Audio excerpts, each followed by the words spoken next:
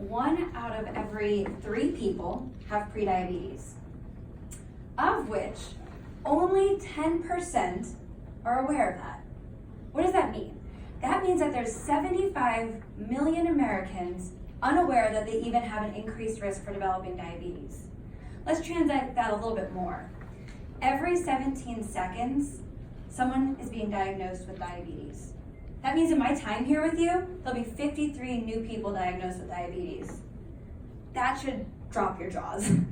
My name is Nicole Pizzino, and I'm here today to share my mission and my passion for community pharmacists serving a community, and for our ability to make change and bring together members of the community to really help reduce these numbers and help our overall health. I am an assistant professor of pharmacy practice at Wilkes University. My practice site is a grocery store pharmacy, so I consider myself a community pharmacist.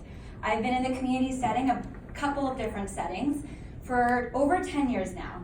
And through this, I have found that I do see my patients on average, so this is within the average, 33 times a year.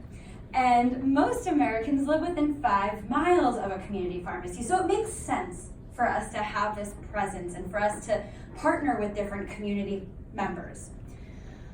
Through this, when I first started in my community setting, it was when it was volume driven. So dispense, dispense, dispense. Soon, immunizations were introduced. Then we started talking more about medication therapy management, medication optimization, adherence programs, and now currently we had accredited our diabetes self-management education class. As I was educating these people with diabetes, I started realizing they really didn't have much knowledge on their disease state. And to think that they've had this increased risk for at least 10 years prior to their diagnosis kind of made me start thinking, how can we prevent them from maybe needing to go to an endocrinologist, or maybe prevent them from needing to go and get care for diabetes if we could just capture them sooner. And so this is where I started thinking of, who's my dream team and how am I going to capitalize on this? And so I know the dream team is typically thought of as a interprofessional healthcare discipline. And I want you to start thinking about, what if we included other members of the community that could help? So when we think about this, I said 75 million Americans. These are people out in our community right now that don't even know that they have an increased risk. So how can we help them? And so the first thing I like to think of with my dream team, and so I have a mnemonic here that hopefully can help you start that conversation with other people. So I want to target organizations with an overlapping mission. So at the grocery store that I'm at, it is a regional grocery store, and in their mission statement at the very end, it says to give back to the community. So I was like, perfect. This is a great start. Then I started thinking, okay, so who else in my community might be interested in partnering to maybe do a diabetes prevention program with me? So of course, the first person that comes to mind is, is there a local gym? And so yes, there was a local gym that his mission was to cure diabetes. Now, while I don't believe that you can cure diabetes, I do think that we have a potential to help reduce the number of people that develop diabetes. So we started the conversation. Then you engage these people through connecting with your core values. So every business, every community pharmacy has a mission statement and some core values that can connect you to them. So when you're having these conversations, interweave their values and why they exist with why this makes sense. Then you need to acknowledge what the patient experience is going to look like through a program like this. So the Diabetes Prevention Program, if you're looking to have a CDC recognized program, you do need to use an approved curriculum. And so the curriculum that I decided to go with was the Group Lifestyle Balance, which is based out of the University of Pittsburgh. And thank you to grant funding from Pennsylvania, our state association, and the Department of Health, we were able to get this up and running. So there's a 12-month for your diabetes prevention program, and it's pretty structured with the frequency of the meetings. The part that I want you to acknowledge what the patient experience looks like is, how can you insert these community partners to enhance each class that you're having with these patients? And so instead of them coming in and, when you went to class and you had someone that was reading off of the book and you're like, oh goodness, versus what if we had people from the community who they're seeing every day come in and enhance the material that I'm going to be educating them on? So different topics for diabetes prevention program include healthy eating, we have exercise and movement, we've got stress management, and we've got some mental health components into this curriculum. So there's 22 sessions where I have the opportunity to touch these people. Then finally, monitoring patient outcomes. You're not going to become a recognized CDC diabetes prevention program if you don't have these positive outcomes associated with your program.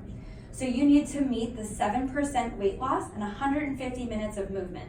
If you want to have maximum reimbursement, you should meet those outcomes. In addition, you should have 80% of people coming to your classes. So at least 80% of classes attended will get you the maximum reimbursement. So who was on my dream team? And this is one of my favorite things to share. So it started with, like I said, that gym membership. And so we started with our group of 11 ladies, and it quickly started growing where I had a wait list for my program. And so this is where I quickly got involved, our student learners. And so I had a formal intern for my program that helped me with all of that paperwork. Then we had our gym owner join, where we were able to have, for the first 12 weeks of the program, a complimentary membership where they could learn different ways of moving in general activity. From simple, you're sitting down today, that's a squat, guys, and then you stood up, that's finishing the squat. And so you're doing these movements daily, but making that more aware for our community members.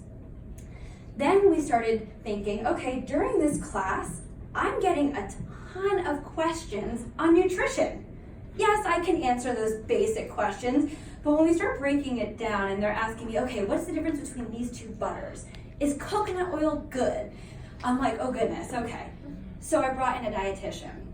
So we had a dietitian who was very passionate about this as well. She actually started coming to every one of the sessions, bringing in new meals or snacks. Who knew chickpea chips were a thing? I didn't. They're really good. So she came in and started opening our eyes to different recipes, to different foods that maybe you hadn't tried before. We went grocery shopping with her, and she helped us to read labels. So this was a really unique thing, that she started bringing in these different recipes and these different ideas for these people to learn new nutrition information. As we started getting into more of the stress management, I started getting these questions like, well, what do I do when I get home from work and the dishes are overfilled and my kids are screaming and you want me to have a salad? I'm having pizza. I was like, okay, me too. Well, let's talk about this and see who I can bring in for this. I met a sports psychologist. So guys, when I'm telling you all these people that I've met and invited in, guess who they are? People who use my pharmacy. As a community pharmacist, you've got relationships with all of these people in your community. Just how can you capitalize on it to really bring them together to help the community? Now I get stories that are like, I went for a walk around my block and I saw the nurse that was leading our program and she cheered me on. I went to a restaurant the other day, the restaurant owner that I brought in to teach us how to build a good meal when you're going out to eat, and they encouraged them to try this new recipe on their menu that they had just put on. Then I started talking to different senior centers and getting them involved so we can help their population. It then expanded to libraries. It then expanded to individuals that I actually didn't even think would be interested in being part of this type of a program and this initiative, but they were excited to jump on board.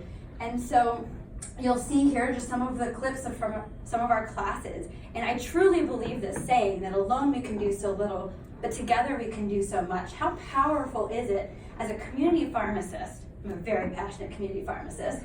We have this opportunity to serve a community to help prevent them from going to all these complex clinics. If we can capture these 75 million Americans right now before they develop diabetes and help them to learn more about what they can do to improve their health outcomes. Thank you so much for your time.